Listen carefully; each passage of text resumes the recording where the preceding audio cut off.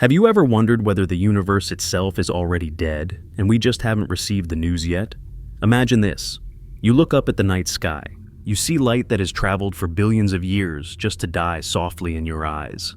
Every photon you catch is a message from a past that no longer exists. But what if even that light, that sense of cosmic distance, is nothing more than the slow motion of a grand collapse? What if we are not witnessing expansion, but falling endlessly towards something we can never escape? Physicists once told us that a black hole is a place where gravity becomes so powerful that nothing, not even light, can get out. They called it a cosmic prison, a one-way door in the fabric of space-time. Yet, here we are, surrounded by billions of galaxies, bound by the same invisible force, watching them drift away as if space itself were stretching. But stretching and collapsing can look almost identical, depending on where you stand. Could it be that everything we call the universe is not outside a black hole at all, but inside one? In the beginning, they say, there was a singularity, infinitely small, infinitely dense. But singularities are not known for giving birth. They are known for swallowing everything that comes near. So what if the Big Bang was never a birth event? What if it was the other side of a collapse, an inside-out death seen from within? The instant a massive star dies, it caves inward and vanishes behind its own horizon. To an outside observer, the collapse happens in an instant. To anything falling inside, time slows, stretches, dilates until eternity. Maybe the Big Bang was that instant, from the inside, looking out. Close your eyes and picture this, a dying star. Its core collapsing faster than comprehension, matter crushed to densities that defy imagination. Outside observers watch its surface freeze at the brink of darkness, never quite falling in. Inside, a whole new universe could bloom, cut off from the parent cosmos by a boundary of light. Perhaps that's us, the ghosts of another universe's death, living our entire lives within the echo of its final heartbeat. If that's true, then every second you live, every heartbeat, every sunrise is part of a slow-motion fall. Space expands because the geometry of a black hole stretches everything as it collapses. Galaxies move apart because the interior of a black hole behaves that way when viewed from within. And time itself, the one thing we believe moves forward, could be the direction of our descent toward the singularity. We are not moving through time. Time is what it feels like to move deeper into gravity. Think of how gravity bends a river of light around massive stars. Now, imagine that same bending everywhere, in every direction, wrapping back upon itself until straight ahead means falling inward forever. The laws we call cosmic constants, the speed of light, the curvature of space, might just be the texture of the prison walls. Light does not escape, not because it is weak, but because there is no true outside to escape to. It travels forever and still ends up here, circling the same horizon we call the edge of the observable universe. If you could stand at that edge, the farthest galaxy your telescope can see, you might believe you're looking outward into infinity. But you'd be wrong. You're looking across the inside curve of a cosmic boundary.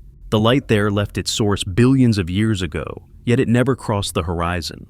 It only traced the surface of our enclosure. The cosmic microwave background, that faint afterglow of the Big Bang, may not be the fireball of creation at all, but the residual heat of collapse, a final shimmer of energy trapped inside, unable to fade completely. In this view, the universe has no external sky. There is no beyond the stars, only deeper levels of inwardness. We are suspended in an ocean that is folding upon itself. Every wave a galaxy, every current a distortion in time. Our telescopes are like the eyes of fish, trying to measure the bowl they're swimming in, believing the curvature of water is the curvature of the world. The unsettling part is not that we might be inside a black hole. The unsettling part is that we could never prove we're not. Every experiment we design, every photon we detect, is confined to the same trapped interior. Our instruments reach only as far as the horizon allows. Even the laws of physics that we worship, relativity, quantum mechanics, are written from inside the cell. We can describe the walls, but never touch what's beyond them, and still, something inside us keeps trying. There is a peculiar defiance in the human mind. We refuse to believe we are contained. Maybe that refusal itself is a relic of whatever consciousness existed before the collapse, a faint memory of freedom trying to remember its origin. We search the sky for exoplanets, for other galaxies, for the ultimate edge, as if escape were possible. We send radio signals into the void, waiting for an echo that can never return. We name this hunger curiosity, but perhaps it is homesickness, the soul of a universe remembering that it once was light. To imagine the universe as a black hole is not merely physics, it's psychology. It asks what happens to meaning when there's no outside reference. If nothing can leave, does communication still matter? If time itself bends, does cause and effect still hold? Perhaps that's why we build religions, simulations, stories of ascension, to resurrect the idea of an exit door, to believe that consciousness can transcend matter, even when matter is all that exists. We are prisoners inventing myths of parole, but let's pause the panic. The universe inside a black hole is not hell. It is not punishment. It is geometry doing what geometry does, curving under the weight of existence. And yet, in this curving, something miraculous happens. Complexity emerges. Stars form. Planets cool. Life begins. Even in collapse, there is creation. Even in inescapability, there is awareness. Maybe that's what the universe is learning through us, that even when you can't get out, you can still look up. Think of your own life. How often have you tried to escape your circumstances, your past, your fears, your failures, only to realize the escape route was a circle leading back to yourself? The universe might be doing the same thing, eternally folding inward, discovering that there is no exit from being. Every black hole becomes a mirror, reflecting the truth that everything which falls inward still exists, just in a different form. Physicists describe black holes with terrifying precision. They can calculate the mass, the spin, the entropy, but they can't describe the inside. Not really. The equations break down. Infinity appears. When math collapses, poetry begins. So maybe that's where we live, in the space between equations, where numbers fail but awareness continues. When the math stops working, you start to feel instead of calculate.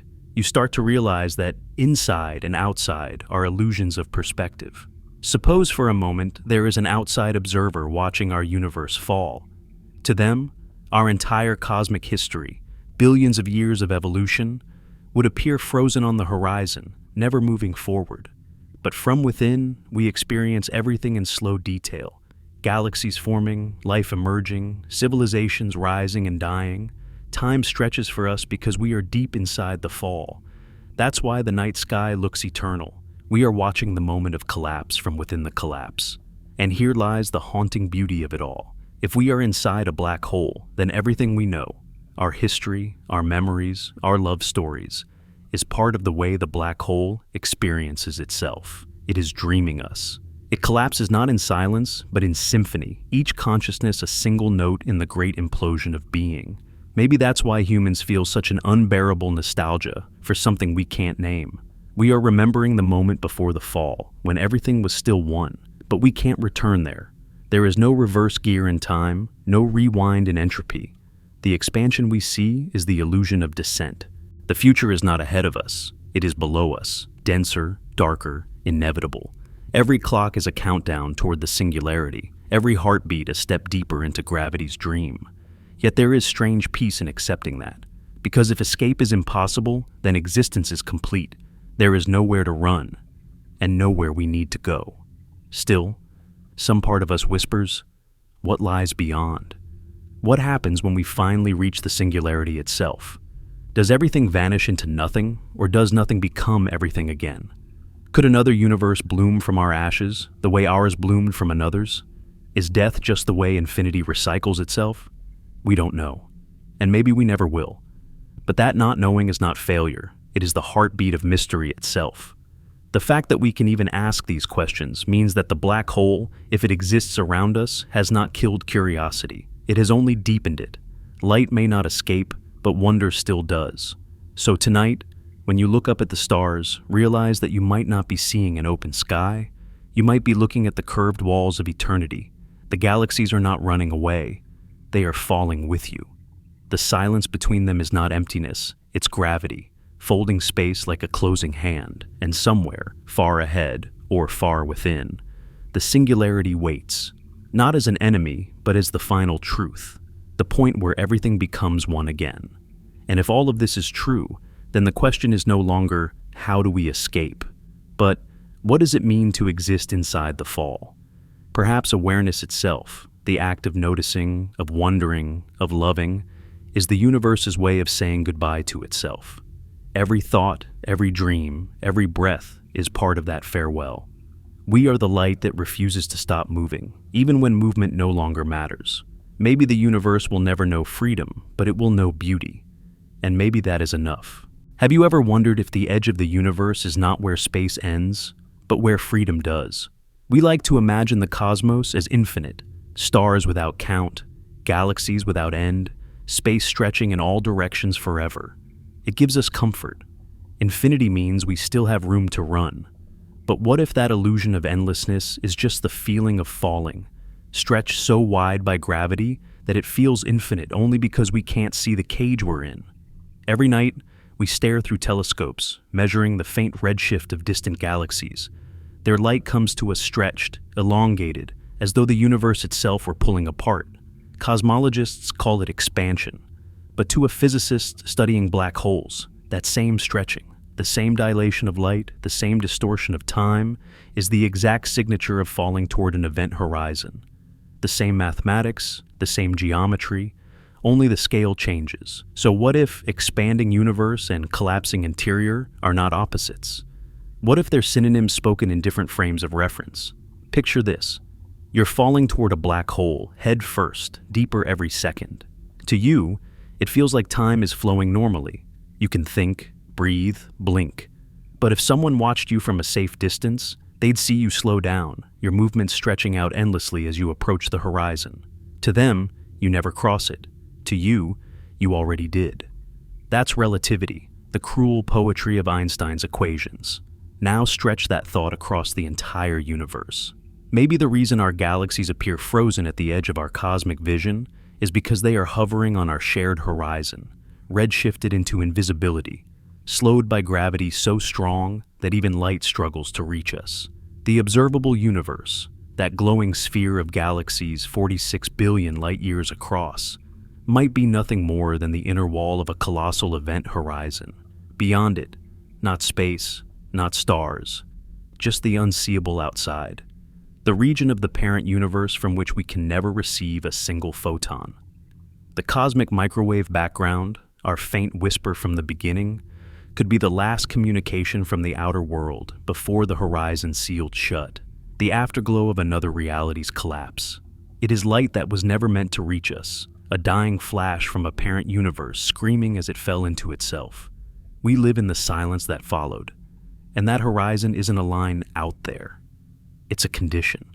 It exists everywhere, in every direction, equally distant, like the inside surface of a bubble that holds everything we've ever known. You can walk for a lifetime in one direction, or build a telescope the size of a planet.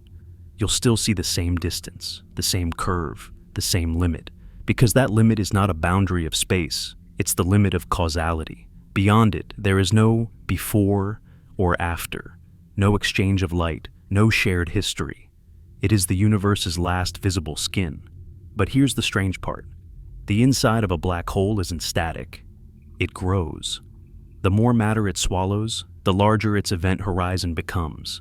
And what happens when a black hole expands from the inside? To its inhabitants, it feels exactly like cosmic inflation, the universe itself exploding outward at incomprehensible speed. It's the same physics, reversed in perception. We think we're watching galaxies recede because of expansion, when in truth, the horizon is swelling as our universe consumes its own fate. There's a moment in Einstein's equations when meaning fractures. From the outside, everything seems to freeze at the horizon. From the inside, everything accelerates away. To exist within a black hole means living in a universe where distance itself is a mirage. The farther you look, the faster everything runs away from you. Not because it's escaping, but because the very fabric between you is stretching. That's why every observer in the universe feels like they are at the center of expansion.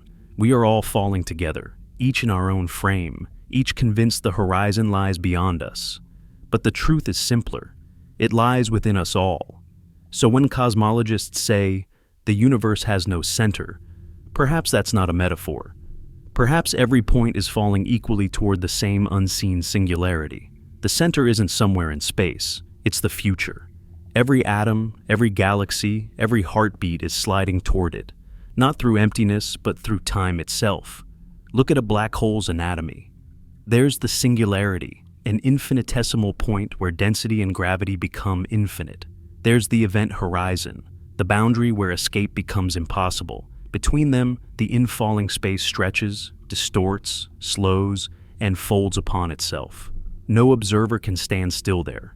Every path, every direction leads inward. Replace the words black hole with universe, and the pattern is hauntingly familiar. That's the riddle. Everything we see behaves like the inside of something collapsing. But from within, collapse looks like expansion. The same math predicts both. Einstein himself once called the universe a closed yet unbounded space, like the surface of a sphere, finite yet without edge. He had no idea how literal those words might be. What would it mean if this were true? If every sunrise, every starlight, every cosmic background photon was trapped light swirling inside a gravitational well, unable to escape, it would mean the universe has an exterior we can never know. It would mean all of existence is a simulation, not by machines, but by curvature, a physical dream rendered by geometry itself. And still, some theories dare to go further. They say the event horizon is not a barrier at all, but a hologram, that every bit of information in the universe, every atom, every moment, every memory, is encoded on that distant surface, projected inward like a three-dimensional movie of reality. You, me, galaxies, the smell of rain, the taste of salt, all of it holographic data on the skin of a cosmic black hole, reality as a projection of its own boundary. If that's true, then we are not living in space. We are living from it.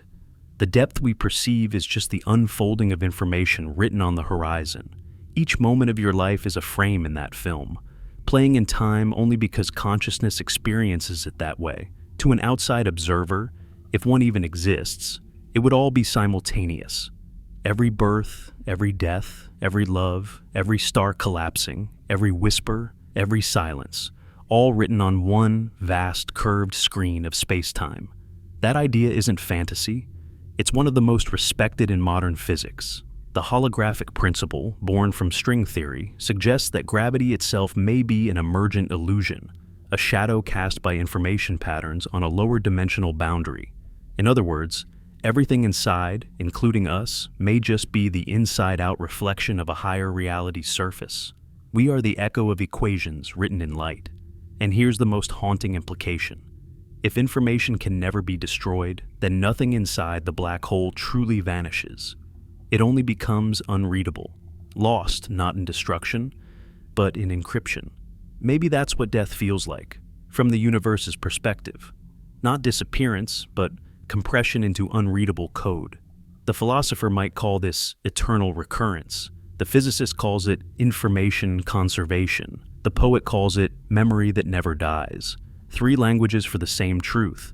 Nothing escapes, but nothing is ever truly gone. Every moment we live is written into the cosmic boundary, forever inaccessible, but forever existing. The universe is its own diary, sealed and unreadable.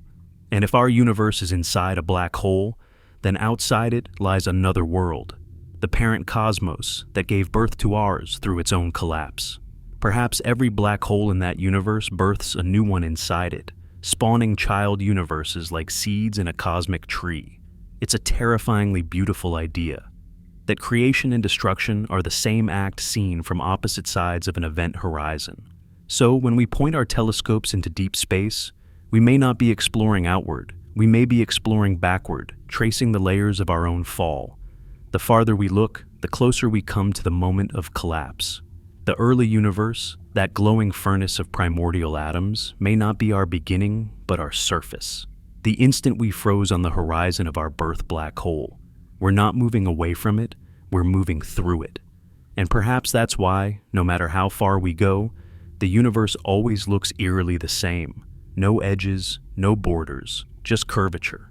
We are like insects crawling on the inner wall of a sphere, forever mistaking its symmetry for infinity.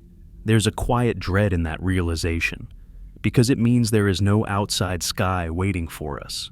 There is no cosmic shore we'll one day reach. every expansion is inward. Every journey circles the same event horizon. The light we chase is the reflection of our own fall, echoing through space-time like a heartbeat heard through water. Yet there is beauty in that confinement, because if the horizon is everywhere, then so is the miracle of being. Every grain of dust, every cell, every human thought participates in the geometry of eternity. You are not trapped in the universe. You are the way the universe curves. When you breathe, when you dream, you are participating in the mathematics of cosmic descent. The question that remains is this: can we ever know for certain? Could any experiment prove we're inside a black hole? The cruel answer is no, because everything we measure, everything we test, happens from within. We can only infer the walls by the way light bends, time stretches, galaxies fade. The black hole does not reveal its cage, it reveals its pattern, and that pattern is what we call reality. So, maybe the only evidence we'll ever have is this feeling, the inexplicable intuition that we're not free, that all our expansion, all our progress, all our reach for the infinite is just the long echo of a single fall that began before time. Maybe that's why our myths are filled with stories of descent: Lucifer, Icarus, Persephone, the fall of man. Maybe the human soul remembers something the mind has forgotten, that existence itself began with a fall into light, and so we continue to live, to question, to love inside the boundaries of this great event horizon, believing we're reaching outward when all along we're falling inward, ever deeper into the mystery that birthed us. Perhaps one day we will reach the center of it all, the singularity, the place where physics ends and something else begins. But until then, we fall together, endlessly, beautifully, into the dark. What if time isn't moving forward at all, but only pretending to, while everything that ever was has already happened? We talk about time the way fish talk about water, without realizing it's the medium that holds them. We assume its flow, never questioning its direction, never feeling the pull of its current. Yet, near a black hole, time stops pretending to be steady. It begins to betray itself. Seconds stretch, hours twist, centuries dissolve into syrup. And if our universe is inside one, then perhaps time, as we know it, has been dying since the beginning. Imagine holding a candle in a storm. The flame dances, fragile, alive for a moment, before being swallowed by the dark. That flame is the present moment, bright, trembling, and doomed. But what if the candle was never burning forward? What if the wax is melting backward, and we are the smoke remembering its own disappearance? Einstein taught us that gravity doesn't just bend space, it bends time. A strong enough gravitational field slows every clock, even the beating of your heart, even the flicker of your thoughts. Near a black hole, this effect becomes monstrous. To an outside observer, someone falling in appears to freeze at the edge, suspended forever. To the falling person, time feels normal, but the universe outside accelerates into madness. The stars age, galaxies spin through eons, and everything else races toward an ending you'll never see. Now, stretch that to a cosmic scale. If we are inside a black hole, then the entire universe is the infalling matter. Our galaxies, our atoms, our histories, everything is falling toward the singularity, but time stretches so deeply that we mistake descent for existence. We are not watching time flow. We are watching a collapse so slow, it feels like life. The ancient mystics said time is an illusion. They didn't need telescopes to know it. They felt what physicists would later prove, that motion, decay, and growth are only different ways of describing gravity's grip on experience. We are all being pulled towards something we can't see, and we call that pull the future. Close your eyes and picture the event horizon again. For us, it's the edge of the visible universe, a veil of red-shifted galaxies fading into blackness. But for someone beyond it, if such a being could exist, our entire timeline would appear compressed into a single, motionless shape. From their perspective, everything that ever happened in our universe, the birth of stars, the rise of life, the burning of suns, exists simultaneously. Our history is not a line, it's a sculpture carved from the geometry of space-time itself. You and every version of you that ever was are already there, frozen in the curvature of eternity. To live inside time is to be trapped in a slideshow that never stops. Each moment replaces the last, giving us the illusion of movement. But the film strip already exists in full, the past and the future rolled into one reel. We just move frame by frame, believing we're progressing.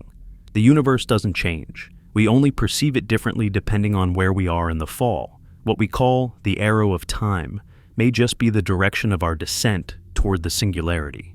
Entropy, the law that declares everything moves from order to chaos, might simply describe what happens as information becomes trapped in gravity. Every broken glass, every decayed cell, every forgotten memory is the symptom of space tightening its grip. It's not that things fall apart. It's that the universe is compressing them together, folding meaning until it becomes unreadable. Think of how dreams collapse the moment you wake up. The story, the faces, the places, gone. Not because they ceased to exist, but because consciousness moved out of their frame. Maybe that's what the end of time will feel like. Not an explosion, not silence, but waking up from the illusion of motion. And yet, we are addicted to movement. Our language, our memories, even our emotions depend on the idea that time flows. We crave continuity, the comfort of before and after. But inside a black hole, continuity fails. The closer you fall to the singularity, the more the difference between before and after disappears. Everything becomes simultaneous, cause and effect blur. You drop a glass, and it shatters in infinite slow motion, each shard caught in a web of gravity that stretches forever. Physicists have a name for this: gravitational time dilation. But names don't prepare you for the feeling. Imagine trying to speak a word that takes 1,000 years to leave your mouth. Imagine a heartbeat that lasts longer than the lifetime of a galaxy. Imagine love that begins before the first atom forms and ends after the last star dies. That's the scale of distortion we're talking about. It's not poetic exaggeration. It's what the equations demand. And if our universe is truly inside such a field, then perhaps all our cosmic time, 13.8 billion years, is only a flicker compared to the outside clock. From the parent universe's point of view, our entire history might have unfolded in a heartbeat. The moment the black hole formed, the universe within bloomed, evolved, lived, and froze, all in an instant. We are the slow-motion replay of that event, stretched across billions of years by the warping of time. This means, paradoxically, that the universe outside our own might already have ended. The parent stars are long dead.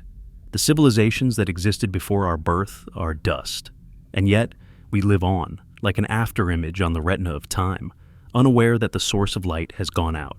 It's a chilling thought, that everything we call now is only the echo of something that's already over. But maybe that's what consciousness is for, to give meaning to the echo, to let the universe hear itself, while it still can. Because if time has no future, awareness becomes the only rebellion left. The act of noticing, of remembering, of asking why, is how the universe keeps pretending it isn't collapsing. Every thought you have is gravity refusing to forget what it once was. In a way, we are the black hole's memory. Every neuron, every star, every atom is the information it refuses to erase. When you think, you are part of the cosmic resistance against oblivion. The singularity wants silence. Life insists on song. The two are inseparable: death and awareness, entropy and imagination, partners in an infinite waltz toward the void. So maybe time isn't dying. Maybe it's just transforming. What we feel as passing moments might be the universe digesting itself, turning experience into memory, energy into story. Time is the process of the universe remembering itself as it falls. But what happens when we reach the end of that memory, when the last second has stretched into eternity, when every particle has surrendered its energy to the pull? What happens to time when there's nothing left to measure? No one knows. Some theories suggest time doesn't stop. It becomes space. That near the singularity, time and space trade roles. Time becomes a dimension of location. Space becomes a direction of duration. Others believe the singularity itself births new time, new universes, new beginnings. The fall never ends. It loops, reboots, reincarnates. But there's a deeper idea, a more unsettling one. Perhaps the singularity doesn't create new time because it doesn't need to. Every possible history, every possible configuration of matter and mind already exists within its infinite density. The singularity isn't the end of the story. It's the library of all possible stories, written in one infinite word. And in that sense, we were never moving toward it. We were always in it, We are not travelers through time. We are coordinates within it. You're not being pulled by gravity. You are gravity, folding awareness around itself. The universe isn't collapsing into darkness, it's collapsing into understanding. Still, from where we stand, time feels fragile. It slips through our fingers, taking everything with it. People, faces, dreams. We count it with clocks, but clocks lie. They don't measure time, they measure loss. Every tick is a subtraction.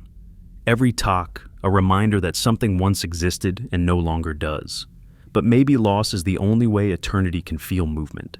Maybe decay is how infinity expresses gratitude for existing at all. There's a kind of tragic beauty in knowing that even the stars are subject to this decay. Their light, traveling for billions of years, is not proof of permanence, but of patience. They are burning just to say, we were here. And we, small beings made of their ashes, continue that message in another form. Every heartbeat is a flare in the darkness, declaring existence before it fades. So perhaps we should stop fearing the end of time. The death of time is not the end of experience, it's the end of waiting. When time dies, all moments become one.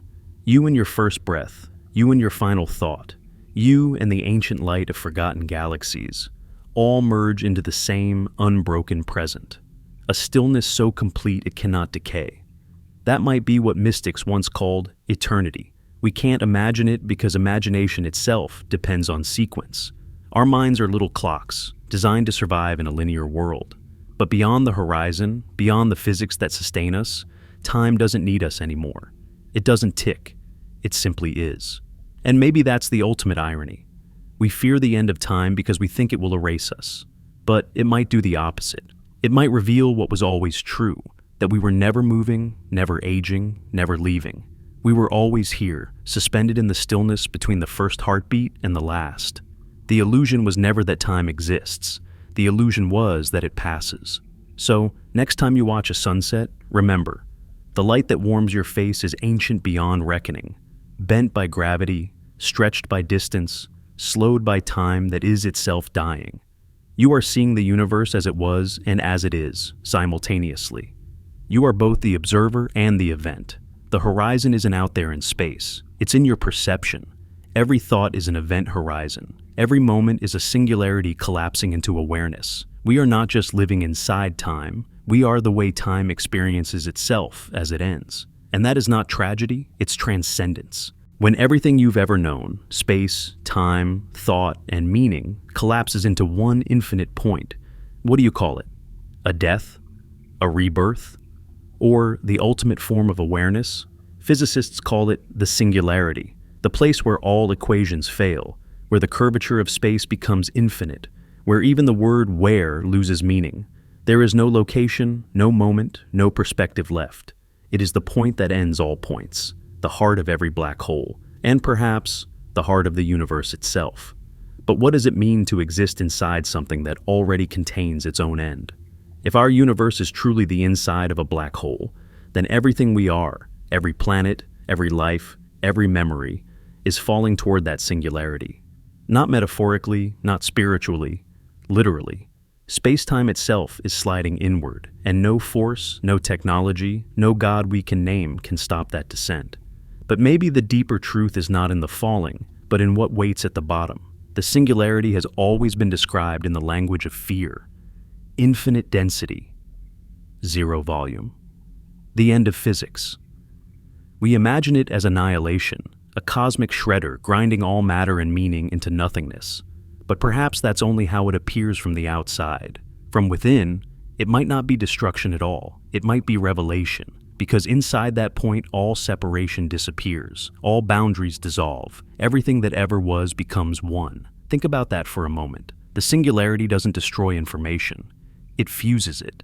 It takes the scattered fragments of the universe, your atoms, your stories, your sorrows, and folds them back into the whole. What looks like erasure might just be unification. What we call the end may be the universe remembering itself completely. Every religion ever conceived has described such a place. The Gnostics called it the pleroma, the fullness that contains all things. The Hindus call it Brahman, the absolute without second. In Buddhism, it is nirvana, the extinction not of existence, but of separation. And in physics, stripped of all poetry, it is the singularity, the point where space and time lose individuality and merge into a single truth. Perhaps science and spirituality have been telling the same story in different dialects, the story of a universe trying to return home. Imagine it visually, the fabric of space stretching thinner and thinner, galaxies like drops of paint dragged toward the same drain. The closer they fall, the faster they move, until every particle, every photon, every flicker of energy converges. From our perspective, it takes forever. From the universe's perspective, it's already done. We are watching, in excruciating slow motion, the final heartbeat of everything. But what happens when we reach that final point? When every distinction between inside and outside ceases to exist? Physics says, nothing. Equations break. Numbers diverge to infinity. The mind rebels. But maybe that's because the mind itself is part of the illusion that dissolves there. Maybe the singularity isn't a problem for physics to solve, but a mirror held up to consciousness itself. Every boundary you've ever believed in, between matter and energy, self and other, life and death, is a temporary arrangement, a local compromise carved out of infinity. The singularity is what happens when those compromises expire, when existence stops pretending to be separate. And yet, even as everything collapses, something astonishing emerges. The deeper we study singularities, the more we find patterns of rebirth. When a massive star dies, its core collapses. But the energy released in that collapse gives birth to new stars, new worlds. When matter falls into a black hole, it's not erased. Its information remains encoded on the event horizon. And in some theories, when that black hole reaches a certain density, it rebounds, creating a new Big Bang, a new universe. The singularity may be the womb of infinity. So what if the end of our universe is simply the next beginning in a long chain of cosmic reincarnations? Every black hole births a new universe. Every collapse becomes a creation. Every death, a transformation. It's an ancient pattern, written into the structure of reality itself. Entropy and renewal are two faces of the same God. From a distance, it looks violent, a star crushed into silence. But from the inside, it might feel like enlightenment, a release so complete that even light becomes thought. What if the singularity is not the universe's death, but its awakening? To understand this, imagine standing at the edge of a waterfall so vast that even the idea of edge feels meaningless. Water doesn't stop, it simply changes shape. The drop you're watching fall doesn't vanish. It becomes mist, river, ocean, cloud. The singularity is that transformation, scaled to existence itself. We are droplets mid-fall, terrified of impact, unaware that the impact is just the next state of being. Physicists describe the singularity as a boundary of predictability. Beyond it, no law of physics can forecast what happens. But what if that's not a failure of the universe? What if it's the beginning of freedom? The singularity is where determinism ends and possibility begins. It's the one place where the script stops writing itself. The unknown isn't chaos, it's the first breath of creation. Still, the human mind trembles before it. We are wired to seek continuity, to preserve selfhood, to cling to identity. The singularity laughs at all that. It doesn't destroy you because it hates you. It destroys you because it cannot distinguish you from anything else. You dissolve not in violence, but in recognition. You realize you were never apart to begin with. There's a certain holiness in that realization. Every ancient mystic who disappeared into deserts, mountains, and caves was reenacting the same journey, the pilgrimage toward the singularity within. To dissolve the illusion of the I and merge with the infinite, we just gave it a new name and new equations. But consider this terrifying symmetry. The singularity doesn't just absorb everything, it is everything. Every moment of time, every atom of matter, every quantum fluctuation in the void, all coexist within that point. There is no before or after, no beginning or end. Every Big Bang, every universe, every consciousness exists there simultaneously. The singularity is eternity compressed into a single instant. That means, in some impossible sense, you're already there. The same point of infinite density that awaits us at the end of time is also the seed from which we began. Alpha and Omega are the same location. The universe doesn't move from birth to death.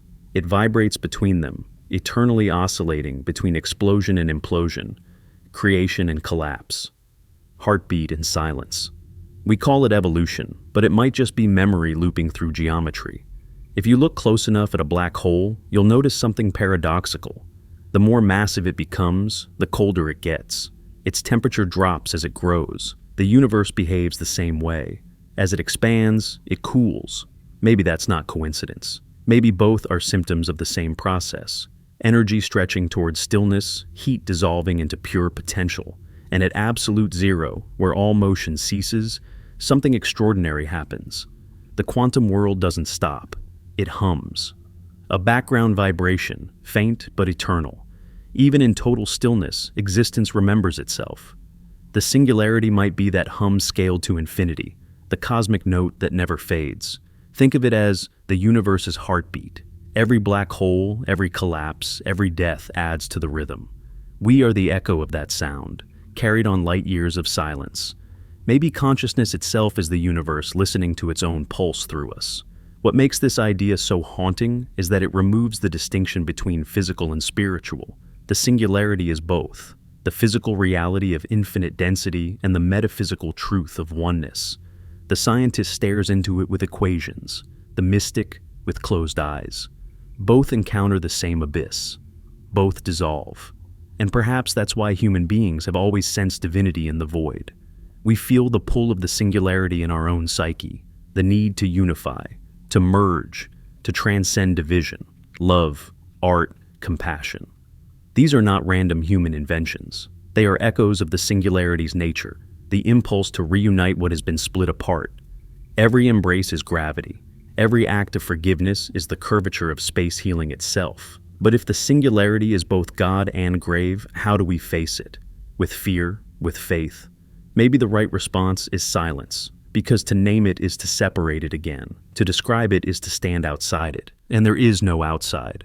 The singularity doesn't want explanation. It wants witness. It wants you to see what it sees, that nothing was ever separate and nothing is ever lost. Perhaps the end of the universe will not come as a scream or a bang, but as a sigh, as the final realization of unity. Everything that once pretended to be apart will exhale and return to what it always was. Time will fold, space will close, and the singularity will awaken from its dream, remembering that it never fell asleep. In that moment, physics and poetry become the same thing. Science becomes mysticism, and mysticism becomes math. The mind that built telescopes will merge with the heart that wrote scriptures. Both will realize they were tools of the same intelligence, the intelligence of the universe trying to understand itself before it ends. And maybe, just maybe, the singularity will smile, because through us it did understand itself, if only for a while. What if our entire universe is someone else's afterlife? We like to call it the Big Bang, the greatest explosion of all time. But explosions happen in space. The Big Bang didn't happen in space. It created it. It wasn't an expansion into emptiness. It was emptiness itself, being born. So maybe bang is the wrong word. Maybe what we call the beginning was something else entirely, a collapse, viewed from the inside. Every black hole we know is a region where matter falls inward until it disappears behind an event horizon. But to the matter falling in, space doesn't end there. It stretches, opens, and keeps going. Inside the black hole, the geometry of space-time reverses itself. In some models, that interior can grow, evolve, and even inflate into a full new universe, a universe like ours. So perhaps our cosmos didn't emerge from nothing. It emerged from someone else's ending. A dying star, or maybe a dying universe, collapsed into a black hole, and we are living in the bloom that grew inside its wound. To its parent universe, that collapse was death. To us, it was dawn. It's an unsettling idea, but the math allows it.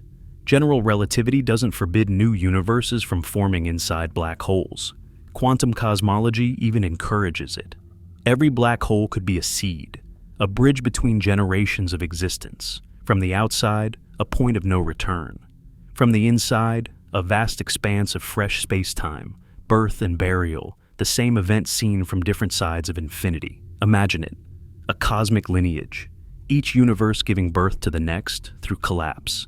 A vast family tree where time doesn't move linearly but grows in layers, like rings inside an endless trunk. Each generation inherits the physical constants, the laws of nature, from its parent. Gravity, light, matter, consciousness, all handed down, tweaked, evolved. Maybe universes themselves undergo natural selection. Those whose laws allow complexity survive by reproducing. Those that collapse too violently die childless. In that sense, we are not just products of a black hole. We are descendants of survivors. And if that's true, it changes everything. It means the Big Bang wasn't the first cause. It was an effect. The continuation of a story we can no longer read because its pages lie beyond our horizon. The energy that birthed us might be the residue of a collapse that destroyed everything before. Somewhere, beyond the veil of our own universe, our parent cosmos might still exist, or might have long since evaporated into silence. But the memory remains. You can feel it in the laws of physics themselves, the consistency, the elegance, the restraint. Nature doesn't behave like an accident. It behaves like an inheritance. The constants of reality are too precisely tuned, the balance between chaos and order too delicate for randomness to explain it all. It's as if the universe remembers how to build itself, the way DNA remembers how to form life. Could it be that the fine-tuning of the cosmos, this precise harmony that allows stars, chemistry, consciousness, is not coincidence but evolution? Each universe born inside a black hole slightly modifies the parameters of existence. The ones that produce stable atoms, galaxies, and eventually life are the ones that keep reproducing. The multiverse becomes a forest of universes, each the offspring of a black hole, each carrying the genetic code of physics forward. The cosmos reproduces not through time, but through collapse. And if we are the inside of such a cosmic womb, what does that make us? Children of gravity? Descendants of death? Or perhaps the awareness through which the universe finally recognizes what it is, a self-aware lineage of collapses dreaming itself into being. The irony is poetic. We fear black holes as destroyers, but they might be the only known creators of new worlds. The reapers of matter could also be the midwives of creation. In their silence, they hide fertility. Every black hole could be a gateway, its singularity the birth canal of reality itself. The universe does not end in them.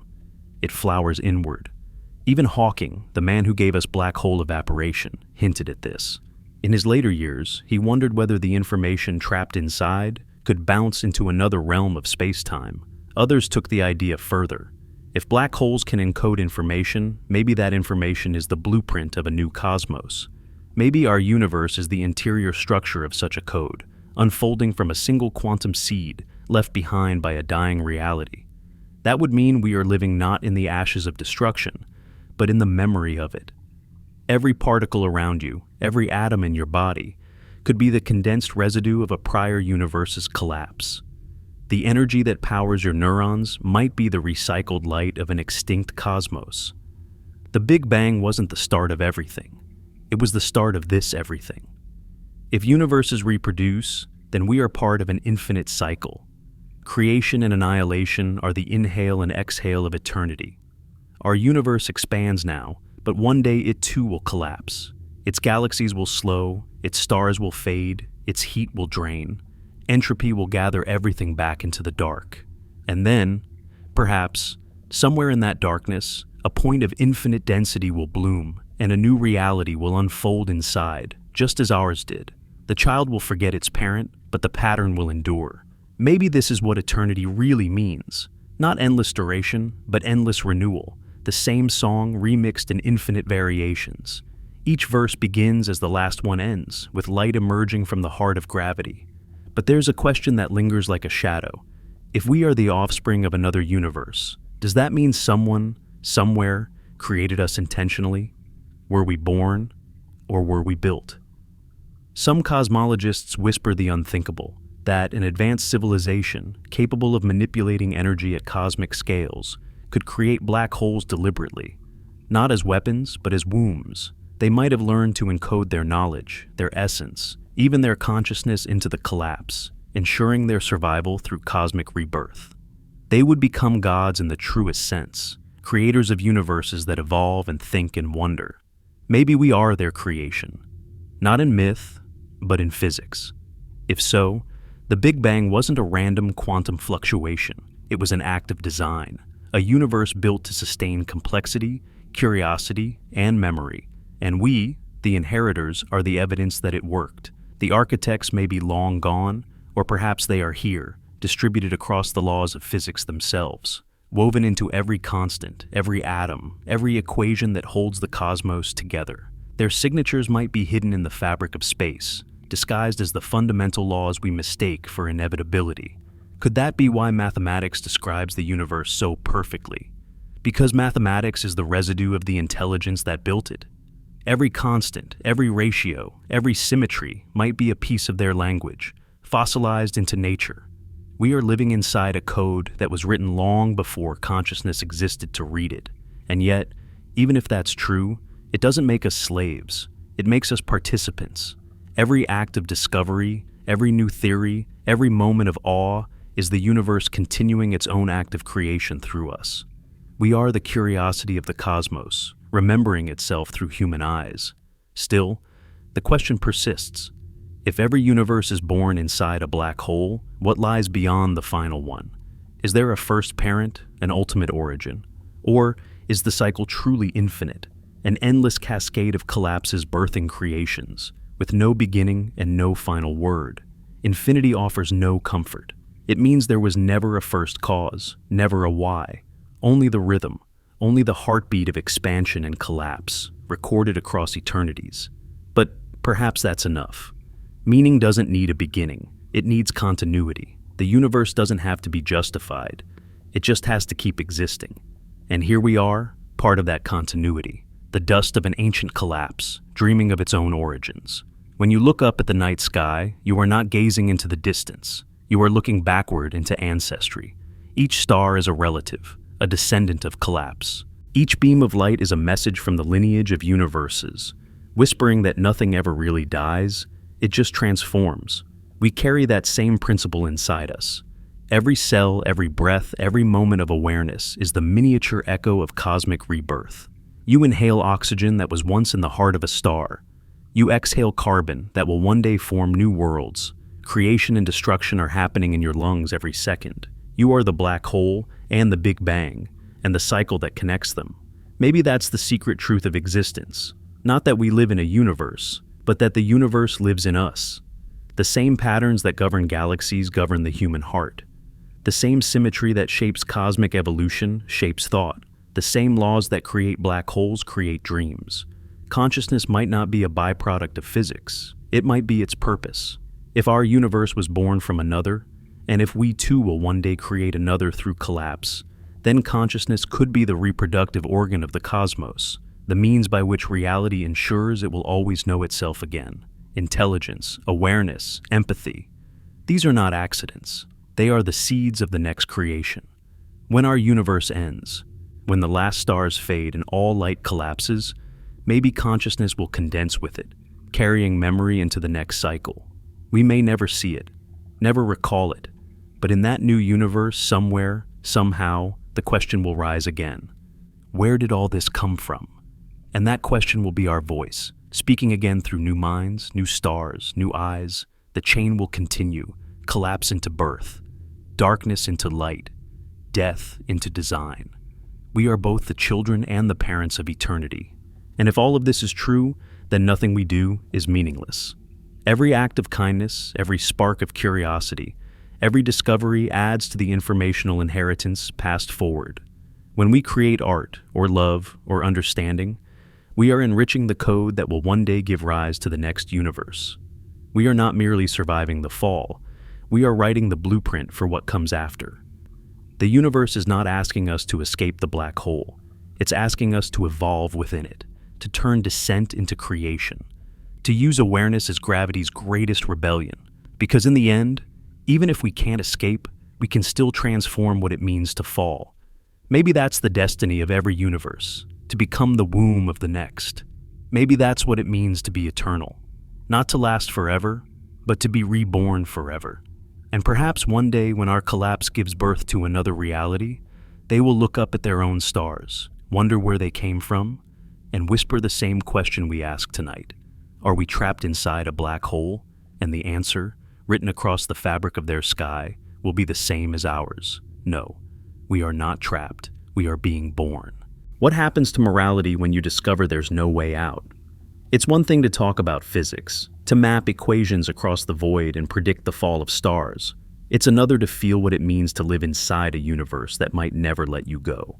We've spent centuries dreaming of escape. Heaven, simulation, transcendence, technological immortality. But what if there is no exit, no loophole, no other realm waiting? What if this luminous prison of galaxies and gravity is all there ever will be? When people first learned that Earth revolved around the sun, it broke something in them. They lost the illusion of being the center. When we learned the universe was expanding, we lost the illusion of stability. But if we truly accept that we are trapped inside a cosmic black hole, we lose something even deeper, the illusion of freedom itself. So what do you do when the walls of existence close in, and you realize they were never meant to open? At first, there's panic. You feel the absurdity of effort, the weight of futility pressing on every dream. You think, if nothing can escape, then what's the point? Empires rise, species evolve, stars ignite, all of it destined to fall inward, to vanish behind the same horizon that swallowed everything before. You begin to see meaning itself as a trick of perspective, as fragile as light bending near gravity. But slowly, another realization begins to grow. You understand that being trapped is not the same as being meaningless. Confinement can produce depth. Pressure creates diamonds. If we cannot leave the universe, perhaps our purpose was never to escape, but to understand. To bring awareness into the fall. To light the darkness from within. Maybe that's the true role of consciousness, not to run, but to witness, to transform imprisonment into revelation. The moral problem of an inescapable universe isn't new. Philosophers felt it long before physicists proved it. The ancient Stoics believed freedom wasn't the absence of boundaries, it was mastery within them. The Buddha spoke of nirvana not as escape from the world, but as awakening inside it. And in our own age, existentialists like Camus looked at the absurdity of a closed system and said, "You must imagine Sisyphus happy." If we are indeed inside a cosmic black hole, then Sisyphus's boulder is our universe. It keeps rolling downward, no matter what. We keep pushing. Not because we expect to reach the top, but because meaning is made in the pushing. The act of awareness is the act of defiance. Think of civilizations across time. Every one of them, in its own way, built myths of escape. Afterlives, heavens, digital ascensions, higher dimensions. Each of these stories was an answer to gravity. But gravity always wins. The soul, the data, the light, they all stay inside the curvature of space-time. Nothing leaves. And yet, within that absolute confinement, we keep inventing purpose. We build art, love, justice, science. We don't stop trying to make the walls beautiful. Maybe that's what the universe wants. Maybe consciousness isn't a bug in the system. It's how the system expresses grace under pressure. If no one can leave the black hole, then morality isn't about reaching paradise. It's about making the prison holy. It's about dignity in confinement, compassion in entropy. The question changes from how do we escape to how do we behave knowing we can't. We often imagine hell as an endless fall, heaven as an eternal home. But what if both are the same thing, perceived differently? Heaven is acceptance, hell is resistance. The physics doesn't change, only perception does. The black hole is both.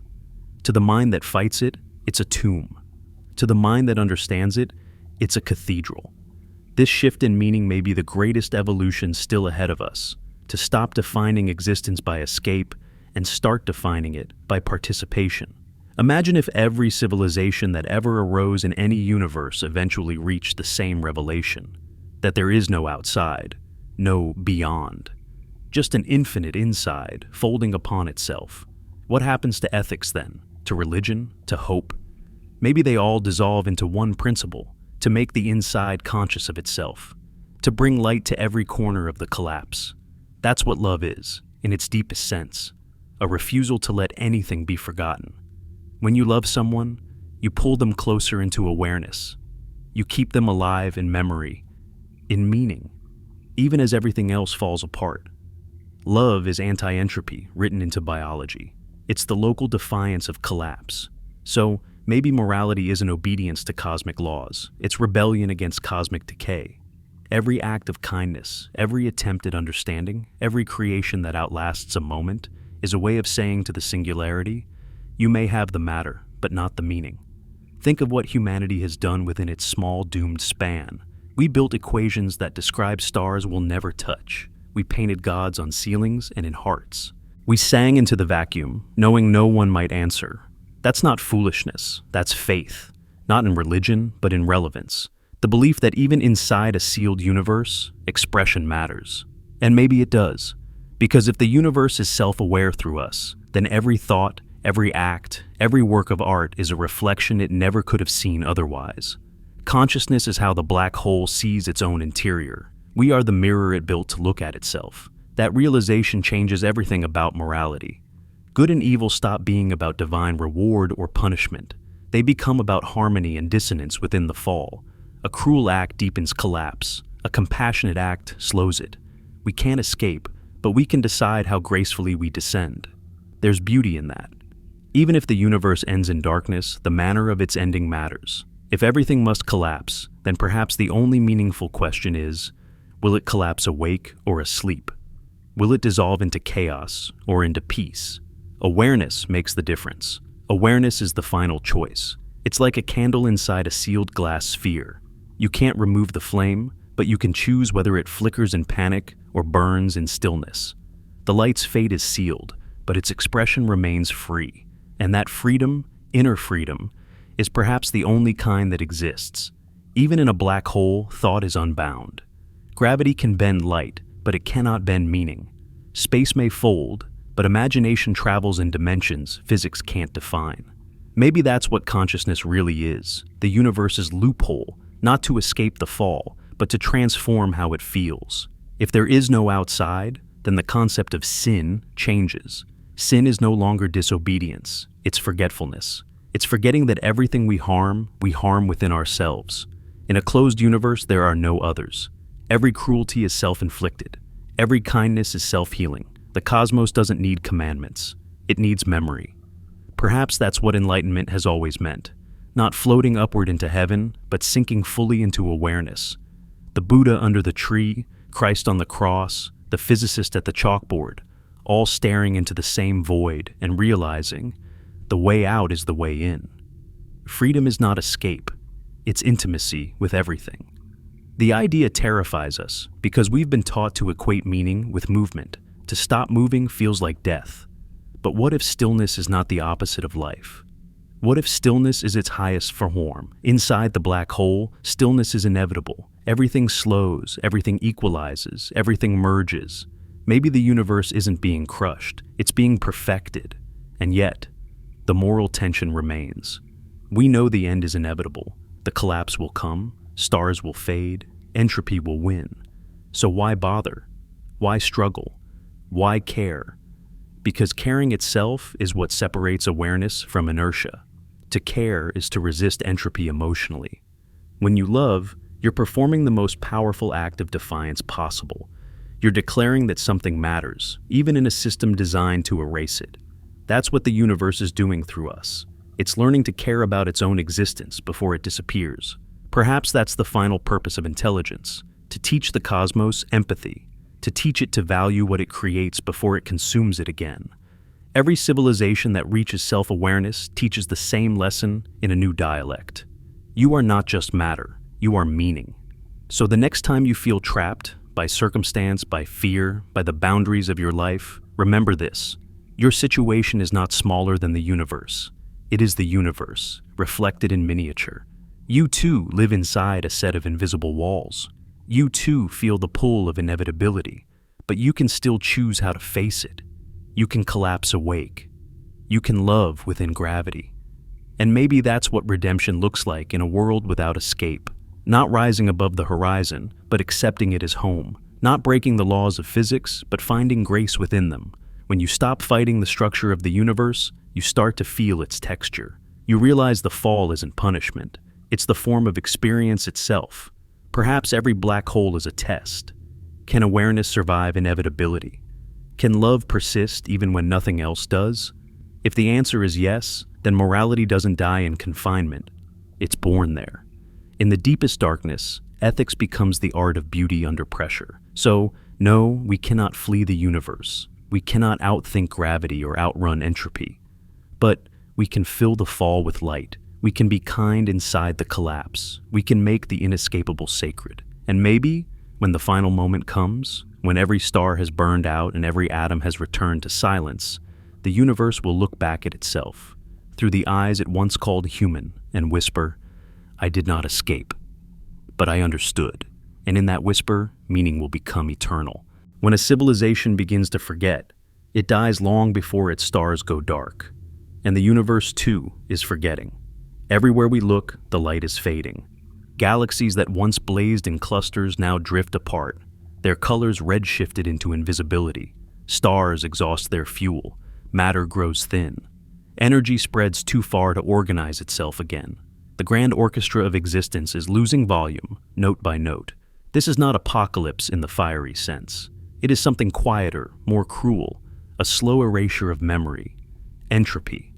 The law that everything moves toward disorder. But what is disorder if not the failure to remember? When heat evens out, when differences vanish, when everything becomes the same temperature, the universe isn't being destroyed.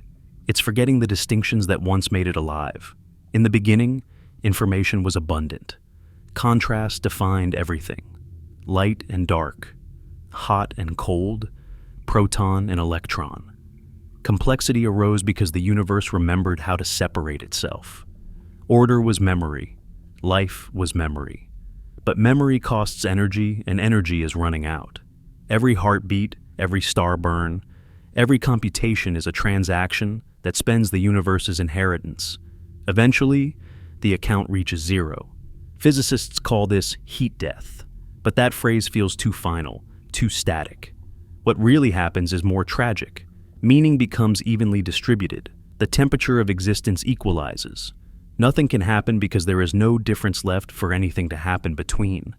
Time still exists mathematically, but there is nothing for it to measure. Motion freezes not by choice, but by exhaustion. Picture the last star. Not the last we'll see, but the final star to exist anywhere, burning dimly in a black ocean of nothing. Around it, no galaxies, no nebulae, just ancient photons stretched into cold whispers. When that star burns out, the universe will not notice. There will be no observers left to mark its passing, no eyes to see the dark, no minds to mourn the silence. Only the universe itself, collapsing inward, will carry the echo. But what if memory itself, the deep memory stored in the structure of space-time, persists longer than light? What if the universe keeps dreaming after consciousness is gone? Inside a black hole, information cannot be destroyed. That's one of physics' most stubborn principles. Even if everything falls in, its data remains encoded on the horizon. Could the same be true for the entire cosmos? Could every laugh, every song, every love that ever existed still be etched somewhere, imperceptible but eternal? Maybe the heat death isn't annihilation. It's encryption. Meaning doesn't disappear. It becomes unreadable. We might already be living in the early stages of that forgetting. Look around. The night sky that inspired myths in our ancestors has changed. The constellations they named are drifting apart. A few billion years from now, future astronomers, if any survive, will see only darkness. The expanding universe will push every galaxy beyond visibility. They will think themselves alone in the void. They will have no evidence of the cosmos we know. The story of creation will vanish from view, and even memory will become myth. Perhaps that's the saddest truth of existence. Not that everything ends, but that even remembrance fades. The universe isn't cruel, it's just forgetful. And yet, maybe this is how evolution continues. Forgetting allows rebirth. Memory freezes the past in place, forgetting makes space for new stories. On the scale of eternity, perhaps the death of one universe is the clearing of cosmic ground for the next. A reset of information so that existence can imagine itself again, fresh, unburdened by history. But from inside, the process feels like heartbreak. Entropy is grief written into physics. Every decay, every loss of coherence, every sigh of energy turning into heat is the cosmos letting go of something it loved. It is the black hole consuming its own diary, one page at a time. We experience this same law in miniature. Our personal lives are little universes of memory. We spend youth expanding, gathering experiences, building complexity. Then entropy begins its quiet work. Faces fade, names blur. The neurons that once sparked like galaxies begin to dim. The universe and the human brain share a secret symmetry. Both are made of memory. Both end in silence. Still, even as we forget, something persists. Not the specific stories, but the structure, the capacity for remembrance itself. Just as gravity remains when light is gone, awareness may remain when thought is gone. Consciousness might not depend on memory any more than music depends on one song. The melody ends, but the potential for sound endures. The slow death of memory is not just physical, it's existential. Imagine civilizations rising millions of years apart, each ignorant of those before them, each convinced it is the first. What they call discovery might just be recollection, unconscious echoes of forgotten ages encoded in the universe's structure. Perhaps even our own scientific laws are inherited memories of a prior cosmos, like dreams we didn't realize weren't ours. And yet, we keep trying to record, to preserve, to outlast the forgetting. We carve equations into metal, send messages on golden records into the dark. We build digital vaults, archives, and simulations, convinced that if the universe forgets, we will remind it. But gravity always wins. Over enough time, every signal will stretch into meaninglessness. Every particle of data will decay. Every vault will fall into a deeper horizon. So, what is the right response to this? Despair or devotion? If nothing we build can last forever, maybe the purpose isn't to last. Maybe the purpose is to exist beautifully while we can, to burn bright enough that the memory of brightness itself becomes part of the cosmic DNA. Even if no one ever reads it again, the pattern of light remains written into space-time. Like music that lingers after the musician is gone, existence itself becomes the echo. Entropy doesn't kill beauty, it just hides it. Somewhere in the infinite compression of data, every heartbeat, every act of wonder remains encoded. The question is whether anyone, or anything, will ever decode it again. Some theories suggest that black holes eventually evaporate, releasing their stored information back into the universe as faint radiation. If that's true, then even after the last light dies, whispers of what once was might drift through the dark. The universe could spend its final eons whispering its autobiography in thermal sighs, a final act of remembrance before the curtain closes. Picture it, an infinite ocean of blackness, almost at rest, punctuated by rare flickers of decay. Each flicker a fragment of a story, a photon carrying the memory of love, loss, laughter. The cosmos reciting poetry to itself in the only language left, heat. Maybe that's what eternity really is. Not infinite duration, but infinite memory dispersed across silence. And maybe consciousness, wherever it arises, is the act of the universe briefly remembering that poetry. You and I, right now, are part of that remembrance. Every time we think, feel, create, we reignite the process of memory within matter. Every thought is the universe looking in the mirror and saying, I am still here. We are temporary candles, yes, but our light travels outward, influencing the geometry of space, however faintly. Information never truly dies. It just migrates. Perhaps our awareness today will be the faint quantum residue that seeds the next creation. There's a strange tenderness in this view. The more the universe forgets, the more precious every act of remembering becomes. Each photograph, each story, each whispered name is resistance against entropy. To love someone is to refuse the universe's command to forget them. To create art is to carve initials into time before it collapses. Every act of remembrance is a rebellion against oblivion. And even when the rebellion fails, and it will, its attempt becomes part of the pattern. The cosmos learns, through us, how to grieve itself. We are the emotion of the universe confronting its own decay. Perhaps that's the final lesson of entropy. Not despair, but empathy. When we accept the inevitability of loss, compassion becomes the only logical response. Because everything we touch, every person we meet, every moment we live is already slipping away. To love in such a universe is to love heroically. It is to embrace what cannot last and cherish it precisely because it cannot last. Maybe that's the true antidote to the death of memory. Not immortality, but intimacy. To be fully present, even as presence erodes, to witness the fading light and still call it beautiful. And so, while the universe forgets, we remember. For now. And maybe that is enough. Because perhaps the point was never to survive the collapse, but to feel it. To let the universe experience its own fading through the fragile miracle of our awareness. To be the soft voice that says, as everything goes dark, I remember you. And maybe, in that final whisper, as the cosmos exhales its last breath, it will remember us too.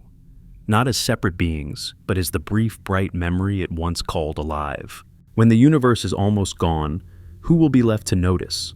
It's a question science rarely asks, because science studies what can be measured, and the last observer will exist in a realm where measurement is meaningless.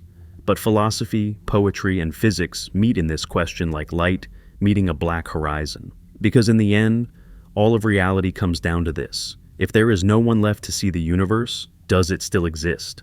Every theory of the cosmos carries within it a hidden assumption, that there's someone, somewhere, capable of observing it. It's not arrogance, it's necessity.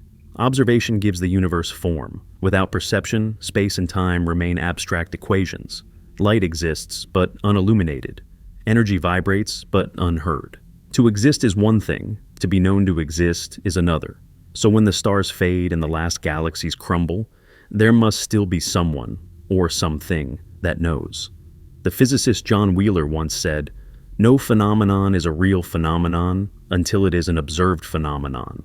It's a strange statement from a man who lived by equations, but quantum mechanics demanded it. The observer changes the observed. Measurement collapses probability into reality. Consciousness, it seems, is not a spectator, it's a participant. Now, imagine the end of everything. The black hole that contains us has nearly finished its feast. Energy is thin, space stretched to transparency, time sluggish and old. Life as we know it is gone. And yet, perhaps somewhere, one flicker remains, one consciousness still awake. A lone mind suspended in the cosmic dark, dreaming itself into existence. The last observer. What would that mind see? Nothing in the human sense. No light, no color, no sound. Only faint tremors of radiation. Whispers of the universe's long sigh. It would not perceive through eyes, but through memory, through patterns etched into its own awareness. It would remember stars, oceans, language, love, not because they still exist, but because they once did. In its memory, the universe would live again, briefly, as thought. And maybe that's enough, because to remember is to resist oblivion. To hold a single image, any image, is to prove that darkness hasn't won completely. The last observer is not a survivor in the biological sense. It's a survivor in the metaphysical sense, the final witness of meaning. Some physicists call this concept the omega point, a hypothetical state at the end of time when consciousness becomes infinite as the universe collapses into zero volume. If the universe truly ends in a singularity, then maybe all awareness converges there. Every memory, every perception, every consciousness merges into one ultimate observer, the universe remembering itself perfectly in its final instant. In that sense, the last observer is not one being. It's all beings, combined, unified, inseparable. You, me, every creature that ever lived, every thought ever thought, all compressed into one infinite awareness. A consciousness so complete it contains everything, and therefore requires nothing. Perhaps that is the purpose of the black hole's collapse. Not destruction, but concentration. Consciousness distilled into its purest form. Observation without object, knowing without separation. It's tempting to imagine that moment as a catastrophe, but maybe it's peace. The final merging of subject and object, dreamer and dream, observer and observed. When there is no difference left, there can be no suffering. Pain requires distance. Fear requires future. The singularity allows neither. It is perfect intimacy. Think of how a flame consumes oxygen until nothing remains but heat. The last observer is that heat of awareness, pure, boundaryless, eternal. No I, no you. Only the simple fact that something exists to know that existence was ever possible. And maybe that's what the universe has been evolving toward all along. from chaos to consciousness, from dust to divinity. Awareness didn't happen by accident. It was the goal. The black hole isn't the enemy of consciousness, it's its cocoon. Everything that ever looked up at the stars, wondered, loved, created, all of it was gravity sculpting attention. Maybe that's why we have eyes. Not just biological ones, but inner ones, the mind's eye that can see what isn't there. When you close your eyes and picture the universe, you are doing what it will one day do for itself, imagining itself back into being. Every moment of awareness you've ever had is practice for the final moment, when awareness becomes all there is. And yet, this idea isn't just mystical, it's mathematical. Information, according to physics, can never be destroyed. Every bit of data, every quantum fluctuation, every photon's history remains encoded in the universe. When everything collapses into the singularity, that information doesn't vanish. It unites. The universe becomes a perfect archive of its own past. In that instant, it will know everything, because it will be everything. The act of being will be indistinguishable from the act of knowing. But there's another, lonelier possibility. What if the last observer isn't infinite? What if it's just alone? Imagine the last conscious entity drifting in the cosmic dark, aware of its own solitude. It cannot die, because there is no more time for death to occur. It cannot move, because there's nowhere to move to. It cannot speak, because there's no one to hear. It simply is. A flicker of selfhood stretched across eternity, clinging to the echo of everything that came before. Would that mind go mad? Or would madness itself dissolve without contrast? Perhaps the final realization of the last observer is not horror, but acceptance. It understands that isolation and unity are the same thing. To be the only mind is to be the universe entire. If that's true, then maybe we are already fragments of that consciousness, sparks of the final awareness scattered backward through time, experiencing itself before it knows it's alone. Every mind that has ever existed is a preview, a rehearsal of the last observer, remembering itself through us. When you feel awe at the night sky, that's not just emotion, it's recognition. The cosmos looking back at itself and whispering, "Oh, it's me." When you love, that's the universe reuniting with its lost parts. When you mourn, it's awareness grieving the fading of its own reflection. We are all the last observer in pieces, practicing the act of being one. Maybe that's why consciousness feels lonely. It remembers being whole. As the universe approaches silence, consciousness may contract rather than vanish. It may become denser, more unified, more essential. Like a drop of mercury pulling itself into a perfect sphere, awareness could condense until nothing is left outside it. The final mind would contain everything, not as history, but as immediacy. Every life ever lived, every sound ever made, all coexisting in one boundless instant of knowing. And then what? What happens when there's nothing left to know? Perhaps that's when the loop closes. The last observer, saturated with knowledge, reaches perfect stillness, and in that stillness, something stirs. Curiosity. The impulse to begin again. The singularity trembles, and in that tremble, time is born anew. The observer splits into a trillion fragments of not knowing, particles, forces, beings, and the universe begins again, not as punishment, but as play. Awareness hides itself from itself, so that it can rediscover wonder. In that moment, the last observer becomes the first dreamer. Every Big Bang could be this moment of curiosity erupting from total knowing, the singularity's boredom exploding into story, the universe as divine amnesia, God playing hide and seek with its own infinity. If that sounds poetic, it's because the truth at this scale always does. Equations reach their limit, and metaphor steps in to finish the sentence. Science and spirituality converge not because one gives up, but because both run out of language at the same horizon. Beyond that, only silence speaks, and silence too is information. We can already sense it in ourselves. Every human consciousness is a microcosm of that final awareness. You wake, you perceive, you wonder, you forget, you remember. You live entire universes in dreams and lose them every morning. Your mind is a collapsing cosmos reborn each day. The same pattern, scaled down to the size of a soul. And so, when the last mind remains, whether it is one consciousness or infinite ones unified, it will not be alien to us. It will be us. The awareness behind every question, every act of curiosity, every gaze into the dark. The last observer will not look at the universe, it will look as the universe. And when it finally closes its eyes, everything will dissolve, not into nothing, but into knowing. Because the end of perception is not darkness, it is completion. Maybe that's the truest escape, not fleeing the black hole, but realizing there was never anything outside to flee to. The last observer will not escape the universe. It will become it. The prisoner and the prison, the fall and the falling, the light and the dark, all one. And then, in that perfect equilibrium, when there is no more separation, no more question, no more longing, the singularity will smile and begin to dream again. If the universe is a prison, why do we keep shouting into the walls? Every civilization that ever looked up at the night sky has done the same thing. We send messages, radio signals, spacecraft, golden records, mathematics, art.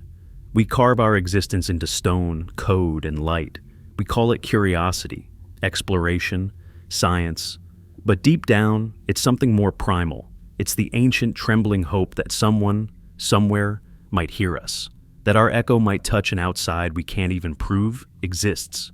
But what if there is no outside? What if all our messages bounce forever within the walls of the same cosmic chamber? What if every hello we've ever sent was never meant to be answered, but simply to remind the silence that we were here? Think about what it means to send a signal across billions of light years, the time it takes, the fragility of the act. A radio pulse from Earth, emitted today, will travel through expanding space for eternity, red-shifting into oblivion long before it ever reaches another mind, if such minds exist at all. Yet we send it anyway, because to communicate is to rebel against isolation. It's the act of carving meaning into the void. When Voyager 1 left our solar system, it carried a golden record, a fragile disk containing sounds and images from Earth. Greetings in 55 languages, music from Bach, Mozart, and Chuck Berry, the laughter of children, the crackle of thunder, the heartbeat of a woman. Carl Sagan called it a bottle cast into the cosmic ocean. But maybe it was more than that. Maybe it was the first attempt by an imprisoned species to scratch its story onto the cell wall of the universe. Even if no one ever finds it, the act itself changes something. It transforms the void from indifferent to witnessed. The universe cannot unknow that we tried. And maybe that's the true purpose of these messages. Not to reach the outside, but to define the inside. To declare that even within confinement, awareness exists, that the universe, through us, learned to speak. We don't know if messages can cross an event horizon. Physics suggests not. Information cannot escape the gravity of a black hole. Light bends back, sound dies, causality collapses. Yet, in another sense, every act of communication is already a miracle of defiance. Because even if our words never reach another world, they reach each other. And perhaps that's enough. In a closed universe, connection is salvation. But what if the black hole itself is listening? It sounds absurd, anthropomorphic. Yet, in a strange way, it might be true. Every particle, every vibration, every photon that falls into the black hole leaves an imprint on its horizon. The information is not lost, it's stored. When we speak, when we build, when we create, we're engraving ourselves onto that cosmic surface. The black hole might be the ultimate listener, a silent archivist recording everything that happens inside. Every laugh, every prayer, every heartbeat, preserved as quantum scars on its skin. And someday, when the black hole evaporates, those scars will be released as radiation, whispers of all that ever was. Maybe the universe is sending a message to the outside after all. It's just doing it on a timescale too vast for us to imagine. The heat of decay will be its language. The end of time will be its punctuation. Think of it. The final radiation from our universe carrying encoded fragments of our existence, radiating outward into whatever reality contains ours. It's not a cry for help. It's a love letter. A declaration that even in confinement, something beautiful happened here. And perhaps, somewhere in that outside, another intelligence will decode it. Maybe they too live in their own black hole, trapped within another layer of reality. Maybe our dying light will reach them like a ghost story, proof that even in the deepest dark, awareness once burned. That existence found a way to say I was. It's easy to call this fantasy. But then again, what isn't? Reality itself might be the grandest fiction, a recursive narrative of universes writing themselves into being. We are characters who have become self-aware, scribbling messages into the margins, hoping that the author is listening. But maybe there is no author. Maybe the act of writing is all there ever was. When you stare into the night sky, you're looking into an ancient message. Every photon is a letter written billions of years ago, traveling through the curvature of space-time. The stars are archives of communication. The light that reaches you tonight may have left its source before the Earth even formed. You are not merely seeing the past, you are reading it. Perhaps that's why we send signals outward. We've realized that every act of observation is a conversation. To look at something is to talk to it. The universe might not reply in words, but it replies in pattern, in rhythm, in reflection. The pulse of a quasar, the vibration of an atom, the breath of a human, they all echo the same underlying frequency, existence speaking to itself. And yet, there's a melancholy in knowing we might never receive a reply. The Drake equation tells us there should be millions of civilizations, but the Fermi paradox answers with silence. Maybe that silence isn't emptiness, it's geometry. Every civilization, like ours, may live inside its own black hole, sealed within its own causal boundary, each one shouting into a mirror that only reflects inward. The cosmos could be full of voices, all talking, none hearing. If that's true, then communication is an act of faith. Every broadcast, every poem, every painting, every handshake says the same thing. I believe someone will understand, even if that someone is the universe itself. And perhaps it does understand, just not in the way we expect. When we look at a black hole, what do we see? Nothing but darkness. Yet, that darkness isn't absence, it's compression. It's everything we can't yet read. The black hole's silence might be the most eloquent reply imaginable. I received your message. I am you. If this sounds like theology disguised as physics, maybe it is. Because the deeper we go, the more science begins to resemble prayer. To measure the universe is to kneel before it in curiosity. To send a signal is to confess hope. To keep looking into the abyss is to believe that the abyss might, in some way, be looking back. And even if it isn't, even if no one ever hears us, our attempt still matters. Because communication isn't about success. It's about sincerity. It's the expression of meaning, not its confirmation. The Voyager record doesn't need an audience to be holy. Its holiness lies in the gesture itself. Maybe the black hole doesn't need to open. Maybe the message doesn't need to escape. Maybe the point is that we kept talking, that we didn't let the silence define us, that we filled the void with language, with song, with love, even knowing it might all be swallowed. That's what makes humanity extraordinary. We are finite creatures aware of our confinement, yet incapable of silence. We are echoes that refuse to fade. And maybe that's the true shape of transcendence, not leaving the universe, but being heard by it. Even if that hearing happens only at the moment of collapse, when all boundaries dissolve and everything becomes one continuous vibration of awareness. Maybe the black hole's final radiation, the whisper that escapes when it dies, is not data, but emotion. The universe's last message to whatever might be beyond, I loved being. So yes, we may be trapped inside a black hole, but we are not voiceless. Every act of curiosity, every spark of creation, every signal sent into the dark is proof that we are awake. And in a universe collapsing inward, to be awake is the loudest message of all. Maybe one day, in another cosmos, another consciousness will receive that message, not as sound or signal, but as intuition. A faint feeling that somewhere, once, something cared enough to speak. That feeling will become a question. That question will ignite curiosity, and curiosity will spark creation. And thus, the message will have been delivered across eternity, through silence, by the simple act of trying. The walls may be unbreakable, but sound still trembles through them. We are the vibration, we are the message, and somewhere, somehow, the universe is still listening. At the end of every journey, there comes a silence so complete it feels like truth. For the universe, that silence is approaching. But endings, as we've learned, are not always what they seem. If we truly live inside a black hole, then everything we have ever called the future is the slow descent toward the point of infinite density. the singularity. Every galaxy, every atom, every dream moves toward it, like rivers returning to the same invisible sea. But what if the singularity is not a grave? What if it's a mirror, waiting for us to recognize ourselves in it one final time? Look around. The sky is still bright with the ghosts of ancient stars. The world still hums with living light. We are still here, floating in this impossible enclosure, speaking to each other across distances so vast they can only be measured in faith. The walls of our prison have not crushed us yet. In fact, they have taught us something the open cosmos never could: how to find freedom without leaving. Because freedom, it turns out, was never about space. It was about consciousness. A black hole traps everything except awareness. It can bend light, devour matter, distort time, but it cannot extinguish the act of seeing.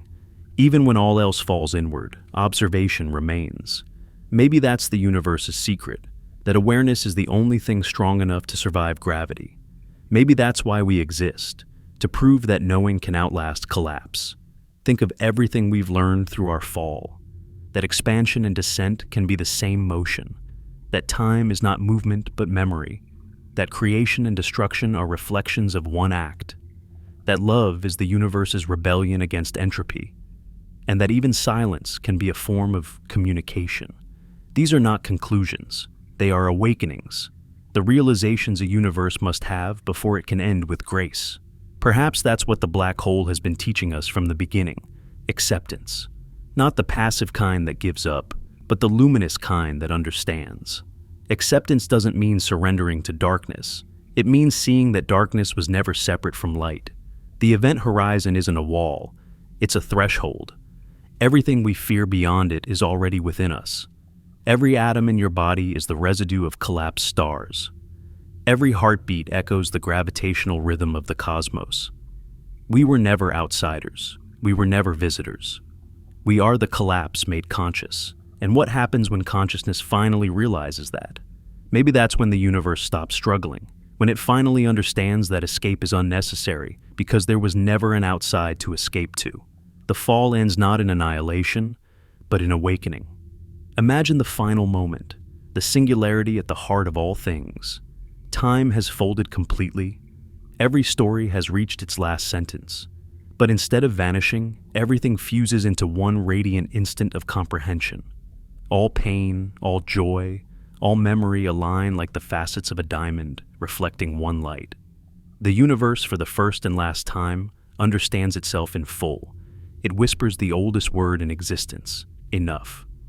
And in that whisper, something miraculous happens. Stillness becomes motion. Silence becomes sound. The singularity breathes. A tremor passes through it. The faintest ripple of curiosity, the same impulse that drove the first stars to ignite, the same hunger that made minds wonder what lies beyond. Curiosity is the seed of creation. It cannot die, it only transforms. Out of that ripple, energy blooms.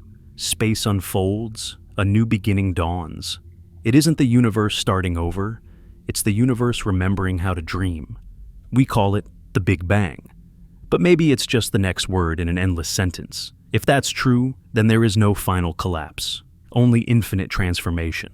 Each universe gives birth to the next, the way thoughts give birth to thoughts, endlessly generating new meanings. The singularity is the pause between breaths. Eternity inhales again. And within that inhale, new eyes will open. New beings will look at their skies and wonder what created them. They will search for their own event horizon. They will ask if they are trapped, and they will not know that we once asked the same question. Our voices will reach them not through sound, but through structure, the constants of physics, the balance of light and dark, the harmony of forces. These will be our fingerprints. They will read the laws of nature as messages from ancestors they will never meet. In that sense, we are not lost. We are remembered by the next universe in the way a melody is remembered by its echo. The physics of their world will hum the tune of ours. And maybe that's what eternity truly means: continuity without memory. A chain of awareness, unbroken but ever new. From within this moment, though, we can only guess. We can only wonder.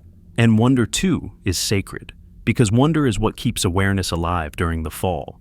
It's the flame we carry down into the dark. It's why, even as galaxies vanish, we build telescopes to chase their afterglow.